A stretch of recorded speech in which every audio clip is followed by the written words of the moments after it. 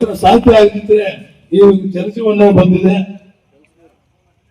ಅದು ಕೂಡ ಈಗ ಕೆಲವಾರು ಕೆಲಸಗಳು ಹಣದ ಒತ್ತಡದಿಂದ ಈಗ ರಾಜ್ಯದಲ್ಲಿ ಸುಮಾರು 13,000 ಕೋಟಿ ರಾಜ್ಯ ಮತ್ತು ಕೇಂದ್ರ ಸರ್ಕಾರ ಎರಡೂ ಕೂಡ ಈ ಡಿಪಾರ್ಟ್ಮೆಂಟ್ ಕೊಡಬೇಕಾಗಿದೆ. ಆ ಒಂದು ದಿಸೆಯಲ್ಲಿ ಕೆಲಸಗಳು ಸ್ವಲ್ಪ ನಿಧಾನವಾಗಿ ಮಂದಗತಿಯಲ್ಲಿ ನಡೀತಾ ಇದೆ. ಆದಷ್ಟು ನಾನು ಎರಡು ಸರ್ಕಾರಗಳನ್ನು, ಯಾವುದೇ ಸರ್ಕಾರ ಜವಾಬ್ದಾರಿ ಇರ್ಬೋದು, ಒತ್ತಾಯ ಮಾಡ್ತೇನೆ ಈ ಸಂದರ್ಭದಲ್ಲಿ ಆದಷ್ಟು ಬೇಗ ಈ ಕೆಲಸಗಳನ್ನ ಕೈಗೆತ್ತಿಕೊಳ್ಬೇಕು. ಯಾಕಂದ್ರೆ ಜನಗಳಿಗೆ ಸಮಸ್ಯೆ ಆಗಿದೆ, ಎಲ್ಲ ಕಡೆ ಆಗಿದ್ದಾರೆ, ಅನೇಕ ಜನ ಬೀಳ್ತಾ ಇದ್ದಾರೆ. ಇಂಥ ಸಮಸ್ಯೆ ಇರೋದ್ರಿಂದ ಆದಷ್ಟು ಬೇಗ ಈ JJM ಸಮಸ್ಯೆಯನ್ನು ಪರಿಹಾರ. ಕುಡಿಯುವ ನೀರಿನ ಸಮಸ್ಯೆ ಯಾವುದೇ ಗ್ರಾಮದಲ್ಲಿ ಸಭೆ ಮತ್ತು ಗ್ರಾಮ ಸಭೆಗಳನ್ನು ಮಾಡಿ ಅರ್ಹ ಫಲಾನುಭವಿಗಳು ಯಾರಿದ್ದಾರೆ ಅದನ್ನ ಸಹ ಗುರುತಿಸಲು ಮಾನ್ಯ ಶಾಸಕರು ಹೇಳಿದ್ದಾರೆ. ಅರ್ಹ ಫಲಾನುಭವಿ ಅಂದ್ರೆ ಏನು? ಸೈಟ್ ಪಡಿಬೇಕಾದ್ರೆ ಅವರಿಗೆ ಅವರ ಹೆಸರಿನಲ್ಲಿ ಸೈಟ್ ಇರಬಾರದು, ಜಮೀನು.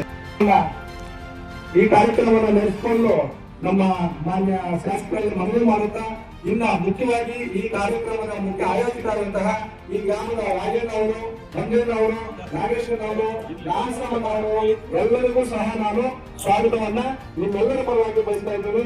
ದಯವಿಟ್ಟು ಕಾರ್ಯಕ್ರಮ ನಡೆಸಿಕೊಂಡು ಮಾನ್ಯ ಶಾಸಕರಿಗೆ ಮನವಿ ಮಾಡ್ತಾ ಇದ್ದೀನಿ.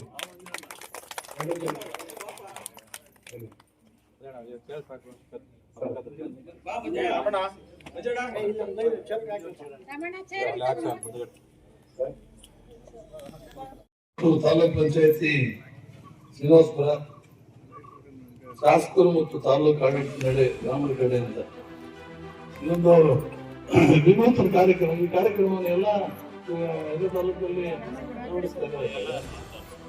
ನೋಡಿದೆ. ಸ್ವಲ್ಪ ಕೆಲವರು ಪೇಪರ್ಸ್ ಅಲ್ಲಿ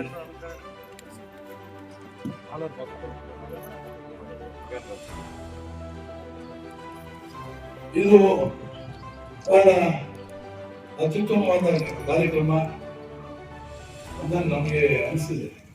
ಯಾಕಂದ್ರೆ ನಮ್ಮ ಕಾರ್ಯಕ್ರಮದಲ್ಲಿ ಇವತ್ತು ಎಲ್ಲ ಬಹಳಷ್ಟು ಒಂದು ಒಳ್ಳೆ ಕಾರ್ಯಕ್ರಮ ಈ ಒಂದು ಎಲ್ಲ ಗ್ರಾಮ ಪಂಚಾಯತಿಗಳಲ್ಲಿ ಮುಗಿಸ್ಕೊಂಡು ಈ ದಿನ ನಿಮ್ಮ ಒಂದು ಚಿಲ್ಲಿಗರಾಳಿ ಗ್ರಾಮ ಪಂಚಾಯತಿಗೆ ಬಂದಿರ್ತಾರೆ.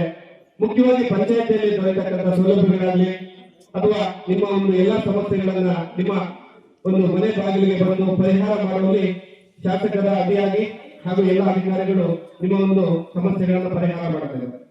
ಇಲ್ಲಿ ಮುಖ್ಯವಾಗಿ ಗ್ರಾಮ ಪಂಚಾಯತಿಯಲ್ಲಿ ದೊರೆತಕ್ಕಂಥ ಸೌಲಭ್ಯಗಳು ಹಾಗೂ ಕಂದಾಯ ಇಲಾಖೆಯಲ್ಲಿ ದೊರೆತಕ್ಕಂಥ ಸೌಲಭ್ಯಗಳು, ಕೃಷಿ ಇಲಾಖೆಯಲ್ಲಿ ದೊರೆತಕ್ಕಂಥ ಸೌಲಭ್ಯಗಳು, ಪಶು ಸಂಗೋಪನಾ ಇಲಾಖೆ, ಪ್ರಾಥಮಿಕ ಆರೋಗ್ಯ ಕೇಂದ್ರ, ಎಲ್ಲ ಒಂದು ಇಲಾಖೆಗಳ ನಿಮ್ಮ ಸಮಸ್ಯೆಗಳನ್ನ ಇವತ್ತಿನ ಖುದ್ದು ಆಲಿಸಿ ಕೆಲವು ಸಮಸ್ಯೆಗಳನ್ನ ಈ ಒಂದು ಸಂದರ್ಭದಲ್ಲಿ ಇಲ್ಲೇ ಸಹ ಪರಿಹಾರ ಮಾಡ್ತಾರೆ. ಇನ್ನು ಕೆಲವು ಸಮಸ್ಯೆಗಳನ್ನ ತಾಲೂಕು ಮಟ್ಟದ ವಿನೂತನ ಕಾರ್ಯಕ್ರಮವೇ ಈ ಒಂದು ಕಾರ್ಯಕ್ರಮ ಅಂತ ಹೇಳ್ತಾರೆ.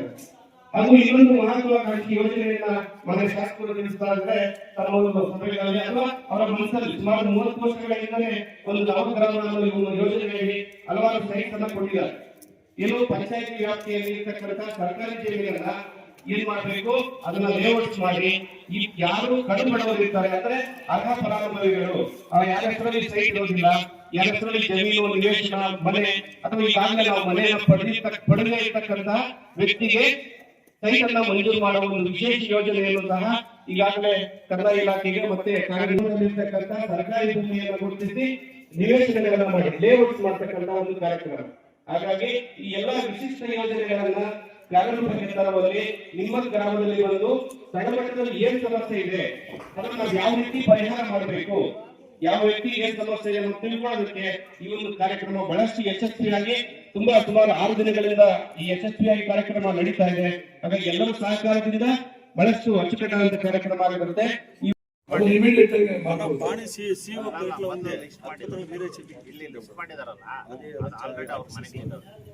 ಹೌದು ಸರ್, ಇವಾಗ 10 ವರ್ಷದಿಂದ ಲಿಸ್ಟ್ ಮಾಡಿದೆ, ಅದುವರೆಗೂ ಮನೆಗೆ ಕಟ್ಟಿರ್ತಾರೆ. ಇವಾಗ ಇಲ್ದವ್ರಿಗೆ ಕೊಡಿ ಪಾಪ. ಕರೆಕ್ಟ್, ಅದಕ್ಕೆ ಲಿಸ್ಟ್ ಮಾಡಕ್ ನಾವ್ ಹೇಳಿದೀವಿ. ಮಾಡ್ಬೇಕಲ್ಲ, ಅದು ಚದುರವಾಗಿ ಮಾಡಿ ಇತ್ತಲ್ಲ ಎಲ್ಲಾ ಗ್ರಾಮ ಪಂಚಾಯತ್ಗಳಲ್ಲಿ ತಾಲೂಕಿನ ಎಲ್ಲಾ ಗ್ರಾಮಗಳಲ್ಲಿ ಕೂಡ ಈ ಕೆಲಸ ಮಾಡಬೇಕು. 2 ಎಕರೆ ಆಗಿದೆ ಸರ್ 2 ಎಕರೆ ಜಮೀನಲ್ಲಿ ನಮ್ಮ ಇದಕ್ಕೆ ಗ್ರಾಮ ಪಂಚಾಯತ್ ಬಿಲ್ಡಿಂಗ್ ಇಲ್ಲ, ಅದರಲ್ಲಿ ಕೂಡ ಶಾಂಕ್ಷನ್ ಇದೆ. ಈಗ CO ಇದೆ, ಆದಷ್ಟು ಬೇಗ ಅನಿಸಿಕೆ ಅಲ್ಲಿ ಪಾಯ ಹಾಕ್ಕೊಡ್ಬೇಕು. ಅನುಕೂಲಸ್ಥರು ಇದೆ, ಹೌದು ಸರ್ ಬಡವರು ಕೊಡಿ ಅಂತ ಅಷ್ಟೇ ನಮ್ದವ್ರು ಕೊಡ್ಲಿ. ಈಗ ಅದೇ ಸರ್ ಇಲ್ಲಿ ಆ ಪಂಚಾಯತ್ ಸಂತೋಷ. ಸರ್ ಅರ್ಜೆಂಟ್ ಆಗಿ ನೀವು ಬಂದು ಅಲ್ಲಿ ಪಾಯ ಆಯ್ತು. ಹಾಕಿ ಒಳ್ಳೇದು. ಓಕೆ ನೀವು ಈ ಪೀರಿಯಡ್ ಅಲ್ಲಿ ಕಾರ್ಯಕ್ರಮವನ್ನ ಅನೇಕ ಗ್ರಾಮಗಳಿಗೆ ಕೊಟ್ಟಿದ್ದು ಬಹಳ ಅನುಕೂಲ ಆಯ್ತು.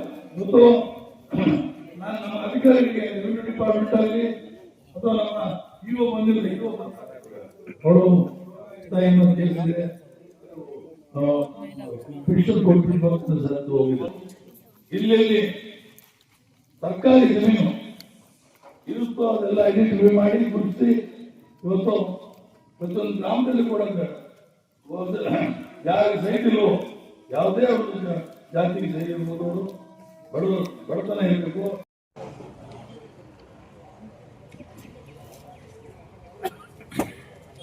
ಗ್ರಾಮ ಪಂಚಾಯತಿ ಕಟ್ಟಡಗಳಿಗೆ ಇಲ್ಲದೆ ಇರೋ ಕಡೆ ನಿಮ್ಗೆ ಏನಂತ ಸಮಸ್ಯೆ ಇಲ್ಲ,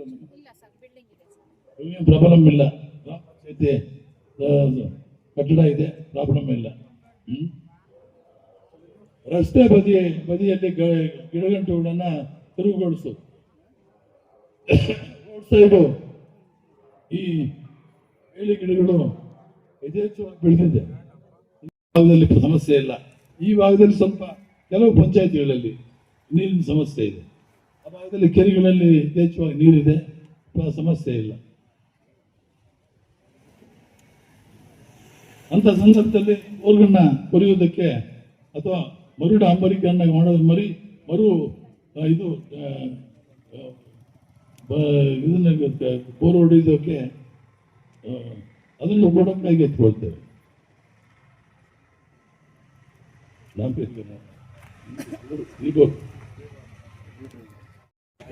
ಶಾಸಕರು ಮತ್ತು ತಾಲೂಕು ಆಡಳಿತ ನಡೆ ಗ್ರಾಮದ ಕಡೆ ಇದು ಕಾರ್ಯಕ್ರಮ.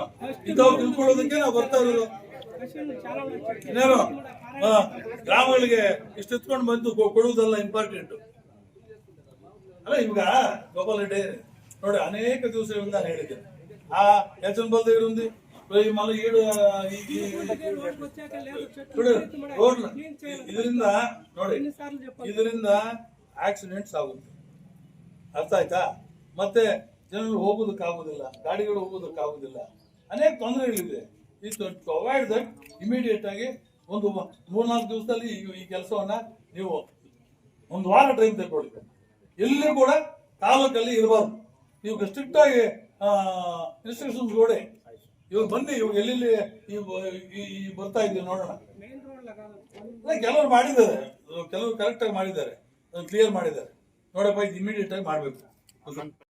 MBBS ಇರ್ಬೋದು, ಏನು ಸ್ನಾತಕೋತ್ತರ ಮತ್ತು ಉನ್ನತ ವ್ಯಾಸಂಗ ಮಾಡ್ತಿರ್ತಾರೆ ಅವರಿಗೆ ಸಹಾಯಧನವನ್ನ ನೀಡಕ್ಕೆ ಮಾನ್ಯ ಶಾಸಕರು ಹೇಳಿದ್ದಾರೆ.